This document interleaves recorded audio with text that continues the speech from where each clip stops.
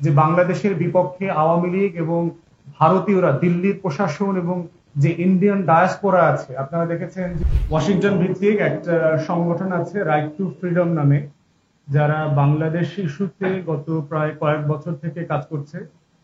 এবং এটার দায়িত্বে আছেন হচ্ছে, এটা চেয়ারম্যান আছেন হলো ambassador William B Milam. William B Milam হচ্ছে আপনার 90-এর দশকের শুরুতে 89, 90, 91 এই সময়গুলোতে বাংলাদেশে আমেরিকার রাষ্ট্রদূত ছিলেন। তিনি এই সংগঠনটার চেয়ারম্যান পদে দায়িত্ব পালন করছেন। উনি আজকে আমাদের অফিসে এসেছিলেন সংগঠনের প্রতিনিধি দল হিসেবে নেতৃত্ব দিচ্ছেন।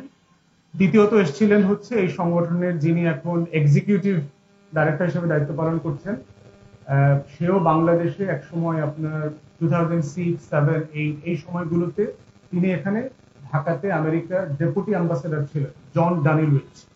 ওনারা দুজন এই রাইট টু ফ্রিডম নামে একটা সংগঠন পরিচালনা করছেন গত কয়েক বছর থেকে। তারা মেইনলি হচ্ছে, যেহেতু বাংলাদেশকে তারা ভালো চেনেন জানেন, অনেক বছর ধরে তারা বাংলাদেশকে দায়িত্ব পালন করেছেন এবং দেখেছেন বাংলাদেশের এই যে গণতন্ত্রের লড়াই যেটা ছিল, আওয়ামী লীগ বিরোধী যে আন্দোলন সংগ্রামটা ছিল, ফ্যাসিবাদ বিরোধী লড়াইতে ওনারা খুব অ্যাক্টিভলি রোল প্লে করেছে।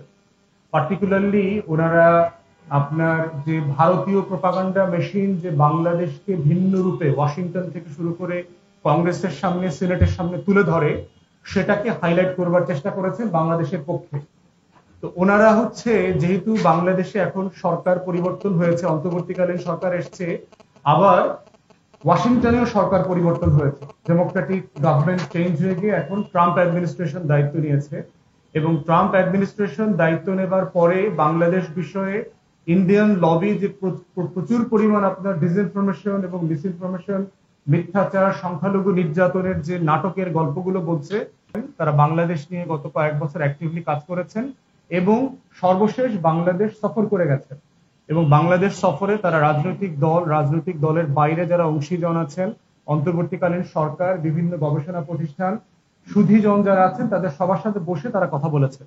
এবং এই প্রতিবেদনটা তারা তৈরি করবেন। তাদের প্রকাশনা আছে, সাউথ এশিয়া পার্সপেক্টিভ একটা পত্রিকা আছে, যেখানে তিনি এডিটর অ্যাট লার্জ হিসেবে দায়িত্ব পালন করছেন জন, এবং অ্যাম্বাসেডর মাইলামও সেখানে আছেন। তারা সেখানে লিখবেন এবং বাংলাদেশের পক্ষে যেভাবে মতামত তৈরি করবার সুযোগ আছে তারা সেটা করবেন। তার অংশ হিসাবে আজকে তারা এবি পার্টির সাথে সাক্ষাৎ করতে এসছেন। আপনারা ইতিমধ্যে দেখেছেন যে তারা বাংলাদেশের আরো অনেক রাজনৈতিক দল এবং অংশীজনদের সাথে বসে কথা বলেছেন। তাদের যে কনসার্ন আছে তারা বোঝার চেষ্টা করেছেন, প্রশ্ন আছে সেগুলো জিজ্ঞেস করেছেন, এবং তারা জানবার চেষ্টা করেছেন যে ভবিষ্যৎ গন্তব্যে বাংলাদেশ আসলে কোথায় যাচ্ছে। প্রথমত হচ্ছে, এবি পার্টির পক্ষ থেকে আমরা বলবার চেষ্টা করেছি আমাদের রাজনীতি, আমাদের দল গঠন কবে শুরু করেছি, আমাদের রাজনীতির মোদ্দা কথাটা কি, আইডিয়াটা কি, সেটা আমরা দিয়েছি। দ্বিতীয়ত হচ্ছে, এবি পার্টির কাছে তারা জানতে চেয়েছেন বাংলাদেশে অন্তর্বর্তীকালীন সরকার যেটা চলছে এটার ব্যাপারে তাদের পারফরমেন্স কেমন, তাদেরকে আমরা সমর্থন করছি কিনা, তাদের ব্যাপারে আমাদের মূল্যায়ন কি। তারা নির্বাচনের ব্যাপারে জানতে চেয়েছেন যে নির্বাচন কবে হতে পারে। সংস্কারের ব্যাপারে তারা জানতে চেয়েছেন যে সংস্কার যেগুলো প্রস্তাব করা হচ্ছে সেগুলোর ব্যাপারে এবি পার্টির মতামত কি, সংস্কার যেগুলো প্রস্তাব হয়েছে সেগুলো কি এই সরকারের সময় বাস্তবায়ন করা সম্ভব কিনা, অথবা কি ফর্মে বাস্তবায়ন হতে পারে।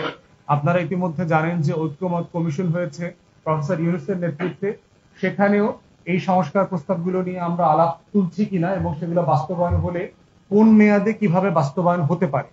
তো সেই জায়গা থেকে আমরা আমাদের বক্তব্য পরিষ্কার করেছি।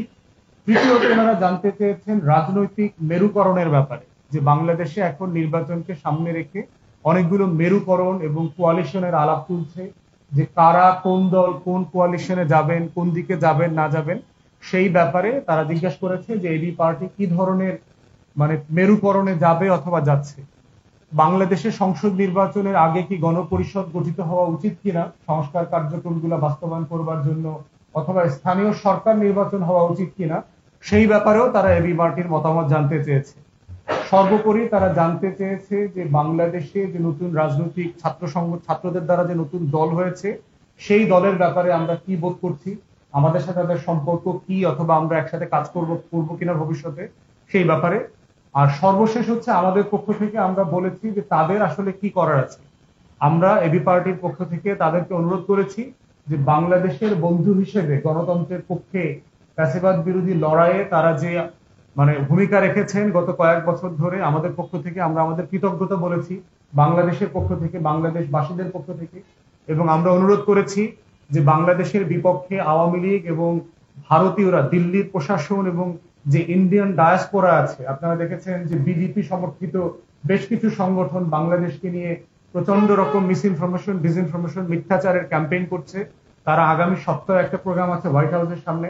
আমরা বলেছি যে আপনারা ফিরে গিয়ে বাংলাদেশের বাস্তবতাটা তুলে ধরবেন কংগ্রেসের সামনে, সিনেটের সামনে, হোয়াইট হাউসে, ওয়াশিংটনে, প্রশাসনের কাছে, যেন বাংলাদেশ নিয়ে দিল্লির মিথ্যাচারের কারণে তারা বাংলাদেশকে অন্য চোখে না দেখে। এবং তারা আমাদেরকে আশ্বস্ত করেছেন যে আমরা যেটা সত্য সেটা তারা তুলে ধরবো। এই হচ্ছে আমাদের সাথে আজকের ওনাদের আলোচনার সারাংশ বললাম। এখন আপনাদের যদি কোনো প্রশ্ন থাকে অথবা আমাদের কলিগ কোনো কিছু যদি আমরা মিস করে থাকি। আচ্ছা, আরেকটা গুরুত্বপূর্ণ বিষয় তারা আমাদেরকে জিজ্ঞেস করেছে, সেটা হচ্ছে আওয়ামী লীগ প্রশ্নে আমাদের দলের অবস্থান কি। আওয়ামী লীগকে কি আমরা নিষিদ্ধ দেখতে চাই, অথবা তাদেরকে রাজনীতি অথবা নির্বাচন কোনো জায়গায় আমরা কি ব্যান করার পক্ষে কিনা, অথবা আওয়ামী লীগকে আমরা কিভাবে ডিল করব সেই ব্যাপারে। এই ব্যাপারে আমরা আগেই বলেছি যে আমাদের একটা ঐক্যমত হওয়া দরকার। পারহ্যাপস জাতীয় ঐক্যমতের কমিশন যেটা আছে, সেই ঐক্যমত কমিশনের মাধ্যমে অংশীজনদের মতামত নেওয়া দরকার। রাজনৈতিক দল এবং আরো যারা গুরুত্বপূর্ণ স্টেক হোল্ডার আছে তাদের মতামতের উপরে ভিত্তি করে একটা সিদ্ধান্তে আসা দরকার যে আওয়ামী লীগের রাজনীতি এবং আওয়ামী লীগকে নির্বাচনে অংশগ্রহণ করতে দেওয়া অথবা পুনর্বাসন করবার ক্ষেত্রে আমাদের জাতীয় মত, আমাদের ঐক্যমতের জায়গাটা কোথায়। প্রয়োজনে এমনও হতে পারে যে রেফারেন্ডাম হতে পারে কিনা। আমরা সেটাও বলেছি যে হ্যাঁ, রেফারেন্ডাম হতে পারে, যে আওয়ামী লীগ জাতীয় পার্টি এবং 14 দলের ব্যাপারে আমরা কি করব সেই ব্যাপারে ওনারা আমাদের মতামত জানতে চেয়েছেন। আর এর বাইরে ওনারা আরেকটা বিষয় জিজ্ঞেস করেছেন যে বাংলাদেশে এখন যা কিছু হচ্ছে এই ব্যাপারে কোনো ক্রেডিবল জরিপ করা হচ্ছে কিনা। মানে আমরা আসলে বুঝবার জন্য বিভিন্ন সময় দেখি যে একটা ছোট দলকে দেখানো হচ্ছে সে 30% ভোট পাবে। এটা আসলে প্র্যাকটিক্যালি সম্ভব কিনা, বাস্তব কিনা। তো সেই জায়গায় আসলে বাংলাদেশে ভোটের রাজনীতিতে জনগণ যারা 40-এর ঊর্ধ্বে আছেন এবং যারা জেনজি গত 24-এর গণ অভ্যুত্থানে নেতৃত্ব দিয়েছেন, তারা বাংলাদেশের রাজনীতিকে, বাংলাদেশের আগামী নির্বাচনকে তারা কিভাবে দেখছে, কোথায় তারা ভোট দিবে, তাদের আগ্রহের জায়গাগুলো কি, সেগুলো আসলে আমরা বুঝবার চেষ্টা করছি কিনা এবং সেক্ষেত্রে কোনো জরিপের সাহায্য আমরা নিচ্ছি কিনা। তো আমরা যেটা বলেছি যে বাংলাদেশে তো জরিপের কালচারটা খুব প্রশ্নবিদ্ধ এবং খুব ওয়াইডলি প্র্যাকটিস না, এবং যেগুলো জরিপ হচ্ছে সেগুলো আসলে খুব বেশি মানুষের কে যে প্রতিনিধিত্ব করার যে জায়গাটা সেখানে যথেষ্ট ঘাটতি আছে। তো ওনারা আমাদেরকে জিজ্ঞেস করেছে যে ইউরোপ এবং আমেরিকাতে যে গুরুত্বপূর্ণ এবং বিখ্যাত যে জরিপ সংগঠনগুলো আছে, গ্যালোপের মতো, এইরকম সংগঠনগুলোকে আমরা ইনভাইট করতে পারি কিনা, যে বাংলাদেশের সংস্কার, নির্বাচন, জনমত, নতুনদের আকাঙ্ক্ষা, এগুলো নিয়ে মতামত জানার সুযোগ আছে কিনা। আমরা বলেছি এটা একটা ভালো আইডিয়া। আমরা এটা ইন্টারিম অ্যাডমিনিস্ট্রেশন যারা আছেন, সরকারের যারা প্রেসের দায়িত্বে আছেন তাদের সাথেও শেয়ার করব। রাজনৈতিক বন্ধু যারা আছেন আমাদের, বিএনপি থেকে শুরু করে এনসিপি, সকল রাজনৈতিক দলগুলোর সাথে আমরা আইডিয়াটা শেয়ার করব যে জরিপের মাধ্যমে বাংলাদেশের আসলে ভবিষ্যতের আকাঙ্ক্ষাটা, ভোটারদের চরিত্র এবং স্বপ্নগুলোকে আমরা ধারণ করতে পারি কিনা। তো এটা ছিল মোটা দাগে আমাদের তরফ থেকে ওনাদের সাথে আলোচনার সারাংশ। এখন আপনাদের যদি কোনো প্রশ্ন থাকে আপনারা করবেন। আর গতকালকে নারী দিবস ছিল। আপনারা জানেন যে একটা বাচ্চা মেয়ে রেপ হয়েছে গত কয়েকদিন আগে, খুবই ভয়ঙ্কর ভাবে তাকে ধর্ষিত করা হয়েছে। এবং মেয়েদেরকে নির্যাতন করা নিয়ে আমরা গত 1-2 সপ্তাহ আগেও আপনাদের সামনে আমরা কথা বলেছি। নারী কমিশন যেটা হয়েছে, সেই নারী সংস্কার কমিশনেও কিন্তু আমাদের তরফ থেকে মতামত দেওয়া হয়েছে।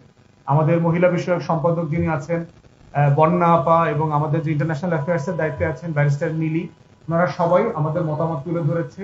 তো নারী দিবস উপলক্ষে এবং যে ঘটনাটা ঘটেছে মেয়েদেরকে নিয়ে, ধর্ষণের যে ঘটনাটা ঘটেছে, এটা নিয়ে 1-2 মিনিট সামারি আমি একটু ব্যারিস্টার মিলিকে বলবার জন্য।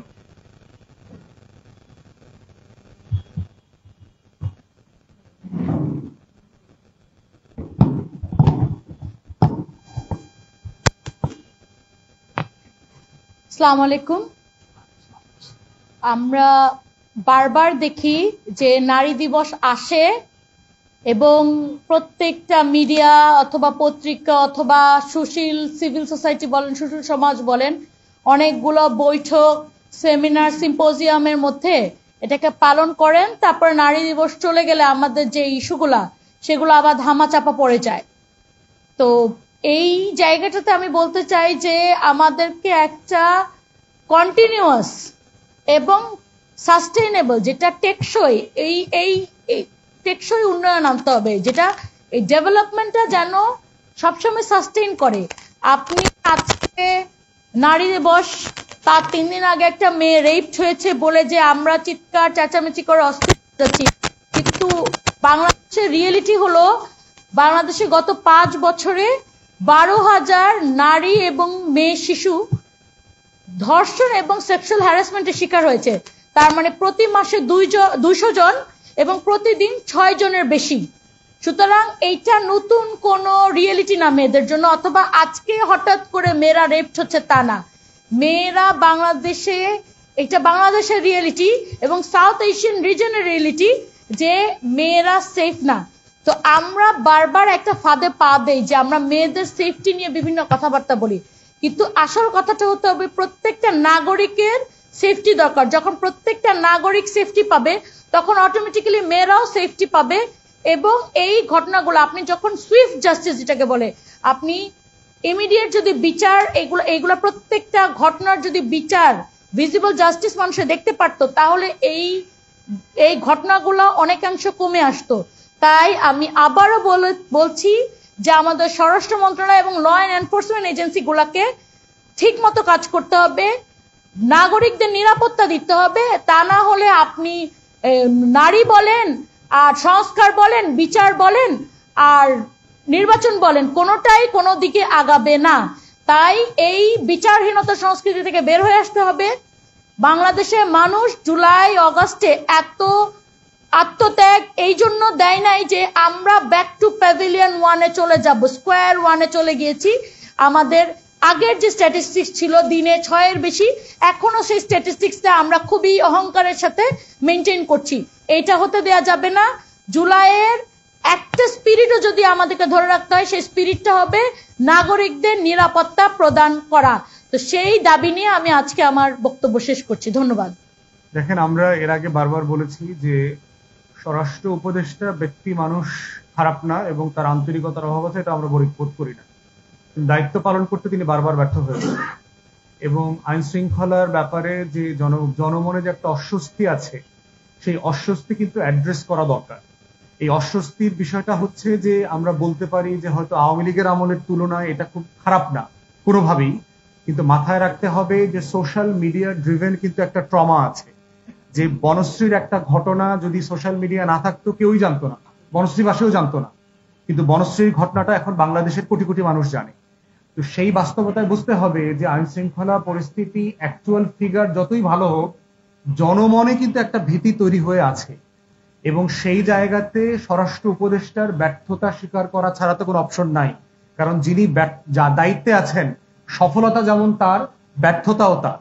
আর পাশাপাশি বাস্তবতা হচ্ছে যে পুলিশ প্রশাসন আগের থেকে অনেক বেশি সিস্টেমে ফিরে আসছে। প্রচুর পরিমাণে তাদের মধ্যে যে ভয় ভীতি, কাজ না করবার জায়গা ছিল কর্মকর্তাদের মধ্যে ছিল, সেটা অনেকটা কমে গেছে আগের থেকে। এটাকে এই বুস্ট আরো কিভাবে বুস্ট করা যায়, আরো কিভাবে বাড়ানো যায় এবং সবাইকে নিয়ে কালেকটিভলি কিভাবে আমরা এই আইন শৃঙ্খলা ইস্যুটা হ্যান্ডেল করতে পারি, এই বিষয়ে অন্তর্বর্তীকালীন সরকারের প্রধানের সাথে যখন আমাদের দেখা হয়েছে গত বছর এবং এই বছর, আমরা বারবার বলেছি যে 2-3টা বিষয় জনমনকে খুব বেশি আশ্বস্ত করে অথবা ভীতির মধ্যে ফেলে। তার ভিতরে একটা হচ্ছে আইন শৃঙ্খলা, তারপরে দ্রব্যমূল্য বাড়া কমা, এগুলো নিয়ে, গণপরিবহন, দূষণ। তো সেই বিষয়গুলো নিয়ে আমরা বারবার বলছি অন্তর্বর্তীকালীন সরকারকে সিরিয়াসলি রিভাইজ করা দরকার। তার পলিসি ভুল আছে কিনা, অযোগ্য অদক্ষ লোক হলে সরায় দেওয়া দরকার, যেভাবে শিক্ষা উপদেষ্টাকে সরিয়ে দেওয়া হয়েছে। এইরকম জায়গাতে স্বরাষ্ট্র উপদেষ্টা যেহেতু ফেল করছেন, তার উপরে জনগণের আস্থা কমে যাচ্ছে। অন্তর্বর্তীকালীন সরকারকে বিকল্প ভাবা দরকার যে অন্য কাউকে দিয়ে দায়িত্ব পালন করলে জনমনে স্বস্তি ফিরে আসবে কিনা, এটা আমরা বোধ করছি।